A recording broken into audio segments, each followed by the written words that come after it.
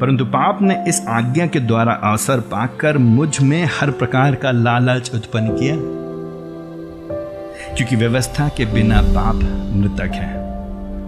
वो सोया हुआ शेर जाग गया।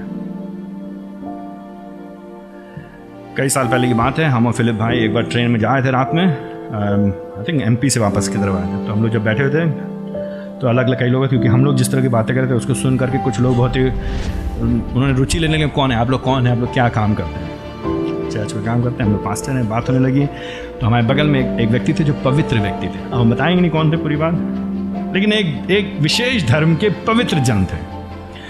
तो हम अब पूछोगे तो अब हम बताएंगे, बिल्कुल बताएंगे।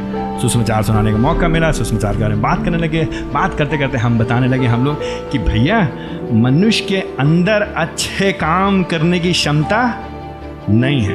यही फर्क है मसीहत में दुनिया के सारे धर्मों में। सारे धर्म होते हैं काहे नहीं कर पाएंगे, कर लेंगे, कोशिश करेंगे हो जाएगा, जो चाहा वो हो जाएगा। नास्तिक लोग भी यही कहते हैं, कोशिश करेंगे तो हो जाएगा, अच्छे बन सकते हैं हम।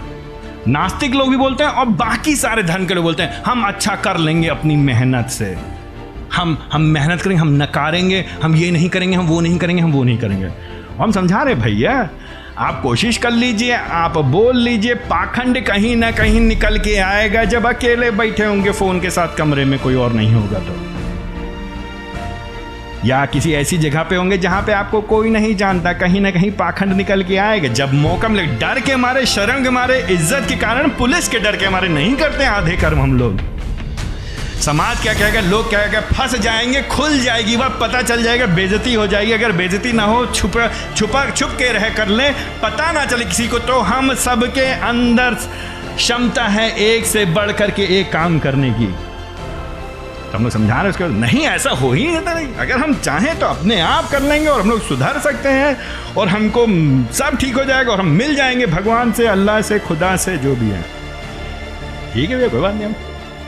हम तो जानते कि हमारे अंदर क्षमता नहीं है, इसीलिए हमारे बदले में यीशु मसीह आए। पवित्र जीवन हम नहीं जी सकते थे, मेरे बदले में यीशु मसीह ने पवित्र जीवन जिया। जो पवित्र जीवन मुझको जीना चाहिए था, मेरे बदले में क्रूस के पर चढ़ गया, मार के गाड़ा गया और मेरे बदले में जी उठा। मैं नहीं पापों की कीमत चुका सकता था, लेकिन यीशु मसीह ने मेरे बदले मेरे पापों की कीमत चुका दिया।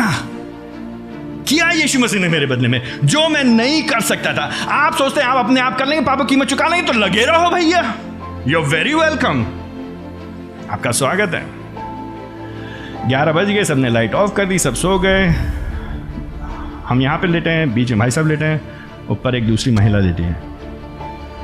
फिलिप भाई इधर हैं और दूसरे 2 जन इधर हैं। जब अंधेरा हो गया, जब सब लोग सो गए, लगभग 11 बजे, बहुत तेज से ऊपर वो महिला चिल्लाई खूब तेज, कौन है मुझे पकड़ रहा है, जो छू रहा है मुझे, किसका हाथ है ये? तो जो बीच में जो पवित्र जन थे, जो अभी कह रहे थे हम पाप पे विजय पा सकते हैं हम लोग, उसी समय वो पाप से हार गए। हम लोग ने जल्दी से लाइट ऑन किया, जो खड़े हुए हम लोग, कौन है कौन है कौन है, सब लोग जग गए। वो जो पवित्र जन थे वो बड़ी गहरी नींद में सो रहे थे, तो सबको मालूम हो गया कौन था।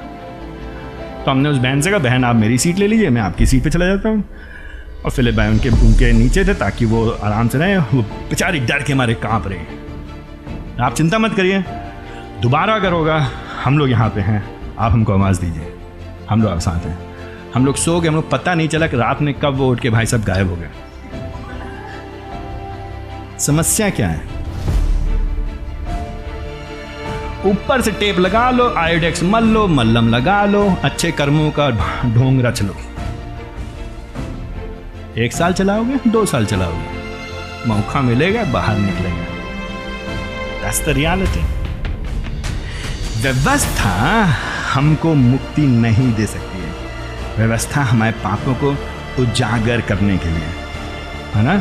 व्यवस्था में कोई खराबी नहीं है, व्यवस्था में कोई खराबी नहीं है, लेकिन व्यवस्था दिखाती है और हमारे पाप को उजागर करती है। इसीलिए तो पौलुस कहता है यहाँ पे 24 पद में, मैं कैसे अभागा मनुष्य हूँ, कौन मुझे मृत्यु की देह से छुड़ाएगा। रोमियो से 7 अध्याय उसका 24 पद।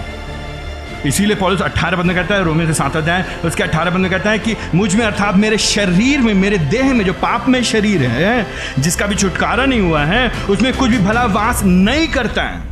इच्छा तो मुझ में है लेकिन मुझसे भला नहीं होता है। यह है संघर्ष उस व्यक्ति का जिसका नया जन्म नहीं हुआ है।